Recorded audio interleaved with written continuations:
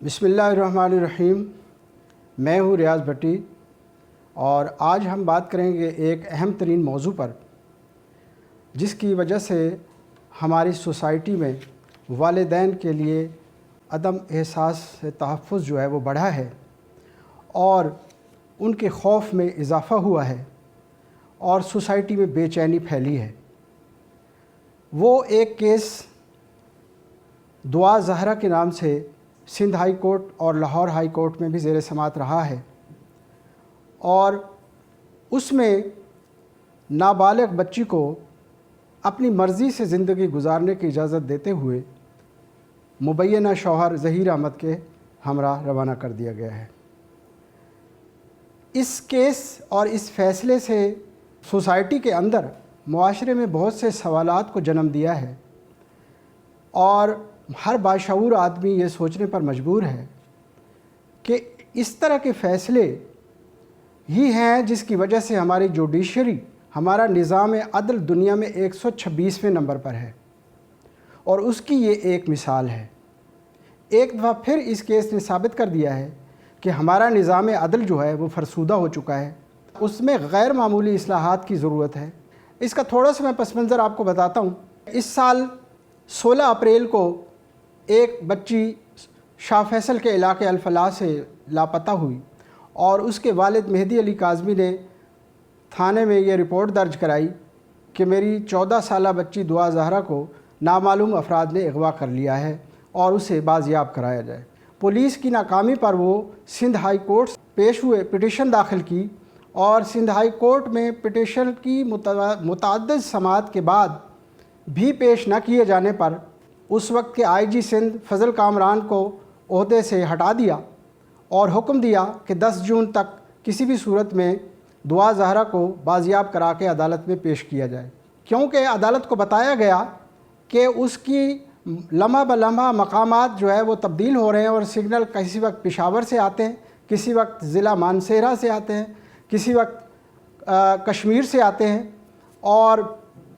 اس وجہ سے چونکہ وہ مقامات تبدیل کر رہے ہیں تو پولیس کا چھاپا جو ہے وہ ناکام ہو جاتا ہے اور ان کی بازیابی ممکن نہیں بنائی جا سکی، جس پر معزز عدلیہ نے سخت احکامات دیتے ہوئے ہر صورت بازیابی کے احکامات جاری کیے۔ اس کے بعد لاہور ہائی کورٹ نے بھی اسی طرح کے احکامات دیے کہ ہر صورت جو ہے وہ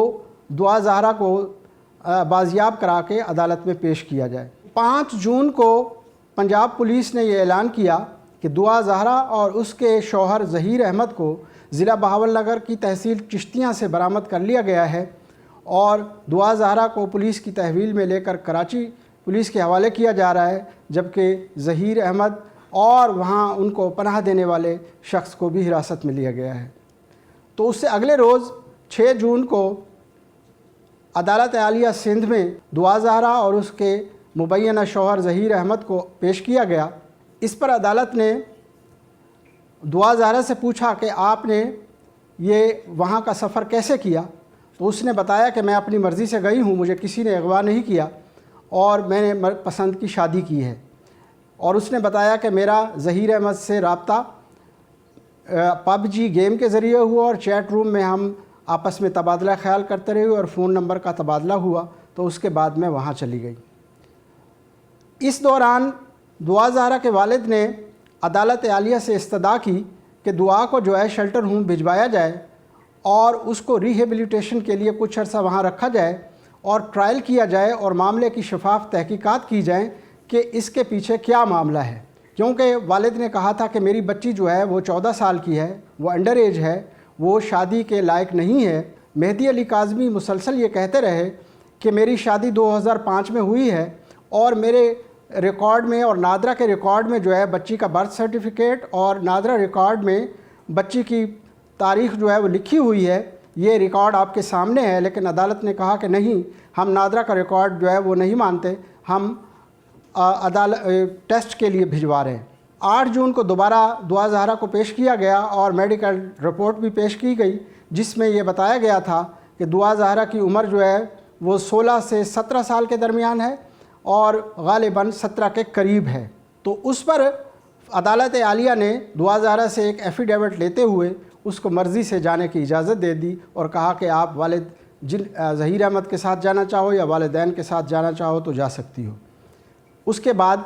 10 منٹ کی ملاقات کروائی گئی والدین سے۔ اسی فیصلے کی توثیق کرتے ہوئے لاہور ہائی کورٹ نے بھی ان کو مرضی سے زندگی گزارنے کی اجازت دے دی اور پولیس کو حکم دیا کہ ظہیر احمد کے والدین اور دعا زہرا کے سسرال کو ہراساں نہ کیا جائے۔ کچھ سوالات اہم ہیں جن کے جوابات تلاش کرنے کے لیے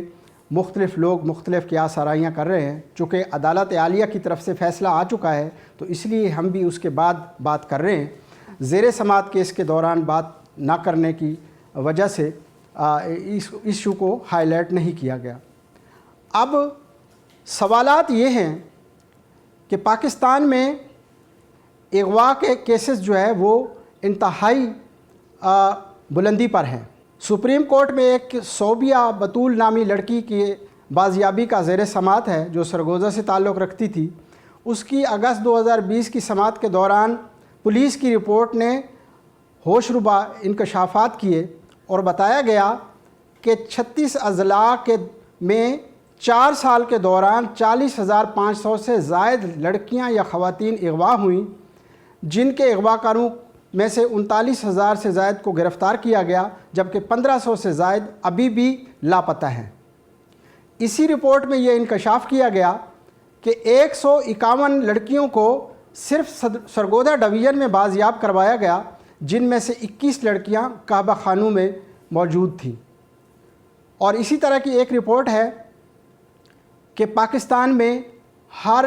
روز 10 بچوں سے جنسی زیادتی ہوتی ہے یا ان کو اغوا کر لیا جاتا ہے۔ اس کے پیچھے جو کار فرما ہاتھ ہوتے ہیں وہ ایسے نظام کے خامیوں کا سکم کا فائدہ اٹھاتے ہوئے نکلنے میں کامیاب ہو جاتے ہیں۔ اس کیس میں دیکھنے میں آیا ہے کہ بہت سی چیزوں کو درگزر کیا گیا ہے یا اگنور کیا گیا ہے اور وہ کیے جانے چاہیے۔ اس کا تقاضا ہے کہ سوسائٹی میں امن کے لیے، سوسائٹی کو پرسکون بنانے کے لیے، سوسائٹی کو تحفظ دینے کے لیے ان سوالات کو ایڈریس کیا جائے۔ مثال کے طور پر معزز عدلیہ نے دعا زہرا کے والد کا نادرہ کا ریکارڈ مسترد کر کے میڈیکل ٹیسٹ کرانے کا حکم دیا، جبکہ آئین پاکستان کے مطابق، پاکستان کے قانون کے مطابق نادرہ کا ریکارڈ اور برتھ سرٹیفکیٹ اتھینٹک ہوتا ہے، جو کہ اس واقعہ سے کئی سال پہلے درج ہو چکا ہے۔ اس پر ریلائے کرنے کی بجائے عدالت نے ایک فرضی جو اندازہ ہوتا ہے، جو اندازاً ٹیسٹ ہوتا ہے عمر کا، وہ کرانے کا فیصلہ کیا اور اس ٹیسٹ کی بنیاد پر جو ہے اس کی عمر کا تعین کیا گیا۔ اس کے باوجود اس کی عمر جو ہے 16 اور 17 کے درمیان ثابت ہوئی۔ اس کا وزن 35 کلو لکھا گیا رپورٹ میں، اور یہ عدالت نے از خود سرکاری ریکارڈ کو مسترد کر دیا۔ اسی طرح عدالت عالیہ نے جو 50 دن بچی نامعلوم افراد کے درمیان رہی ہے اور ان کی ریہیبلیٹیشن کے لیے شیلٹر ہوم یا چائلڈ پروٹیکشن بیورو بھیجنے کی بجائے فوری فیصلہ کر کے پنجاب پولیس کے حوالے کرنا جو ہے یہ بھی درست نہیں ہے، جبکہ ان کے والد بار بار کہہ رہے تھے کہ اسے شیلٹر ہوم میں بھجوا دیا جائے، کچھ عرصہ اسے وہاں رکھا جائے، اب جب وہ نارمل لائف کی طرف آ جائے تو پھر اس کا بیان ریکارڈ کیا جائے۔ ان کے والد کے بقول کہ بچی کے چہرے پر خوف کے آثار تھے، تو وہ عرصہ ضروری تھا کہ اس کو ریہیبلیٹیشن کے لیے بھجوایا جاتا اور کچھ عرصے کے بعد اس کا بیان ریکارڈ کیا جاتا اور معاملہ ٹرائل کورٹ کی طرف بھیجا جاتا، لیکن براہ راست فیصلہ کر کے ان کو واپس ان کے حوالے کر دیا گیا۔ تیسری بات یہ، اس کو کراچی سے لاہور منتقل کرنے کے والے تمام کرداروں کو بے نقاب کیا جاتا۔ کس نے لاجسٹک دی ہے، کون یہاں سے لے کے گیا، کیونکہ بچی انڈر ایج ہے، وہ جگہ جگہ ناکوں پر جو ہے اس کی فوٹیج بنتی ہے اور نامحرم کے بغیر سفر نہیں کر سکتی۔ تو میں سمجھتا ہوں کہ یہ ضروری تھا کہ اس کو ٹرائل کورٹ میں بھیجا جاتا اور ان کرداروں کو بلا کر پوچھا جاتا کہ آپ نے اس کو کیسے سپورٹ دی ہے۔ بچی نے لاہور میں پہنچ کر ظہیر احمد سے کس سے فون پر رابطہ کیا، کس کے فون کے ذریعے اس سے کانٹیکٹ کیا اور کس طرح وہ پہنچی، وہ فون نمبر کس کی ملکیت تھا اور کب سے رابطے میں تھا، یہ سارے حقائق منظر عام پر آنے تھے۔ یہ سارا مرحلہ 16 کو وہ یہاں سے لاپتہ ہوئی اور 17 کا اس کا نکاح نامہ سامنے آ گیا۔ یہ بغیر لاجسٹک سپورٹ کے اور غیر معمولی سرپرستی کے ممکن نہیں۔ اس ظہیر احمد کے بارے میں یہ نہیں پوچھا گیا کہ وہ اس کا ذریعہ روزگار کیا ہے، وہ کیا کرتا ہے، اس کی آمدنی کا کیا ذریعہ ہے، وہ اس کو کس طرح نفقہ پورا کرے گا. وہ خود ایک اسٹوڈنٹ ہے اور اپنے پیرنٹس کے زیر جو ہے وہ سرپرستی ہے. تو وہ یہ عدالت نے اس بارے میں یہ سوالات نہیں کیے یا ٹرائل کورٹ کو نہیں بھجوائے، جو کہ بہت ضروری تھا. اس کا جو نکاح نامہ سامنے آیا اس میں بہت سے سکم ہیں، لیکن کیا یہ ایک دوہرا معیار نہیں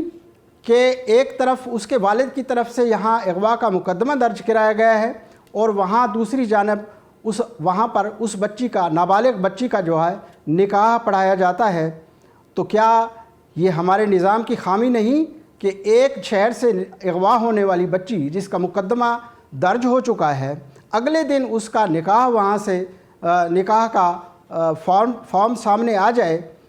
اور یہ زندگی کا معاملہ جو ہے ایک نیم خواندہ مولوی کے حوالے کر دیا گیا ہے، جس کے نکاح نامے کو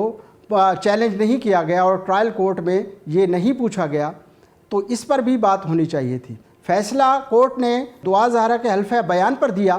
یہ انڈر ایج بچی کا حلفِ بیان پر فیصلہ دینا بذات خود ایک سوالیہ نشان ہے. اور مہدی علی کاظمی نے حکومت سے، چیف جسٹس آف پاکستان سے اور مقتدر اداروں سے یہ درخواست کی ہے کہ میری بچی کے کیس کو حل کیا جائے، اس کی شفاف تحقیقات کی جائے اور وہ اس کو اغوا کیا گیا ہے اور اس کے نادیدہ قوتوں کو سزا دی جائے اور میری بچی میرے حوالے کی جائے. اسی طرح سول سوسائٹی نے بھی مظاہرے کیے ہیں. سول سوسائٹی نے بھی مطالبہ کیا ہے کہ دعا زہرا کے والدین کو انصاف دیا جائے.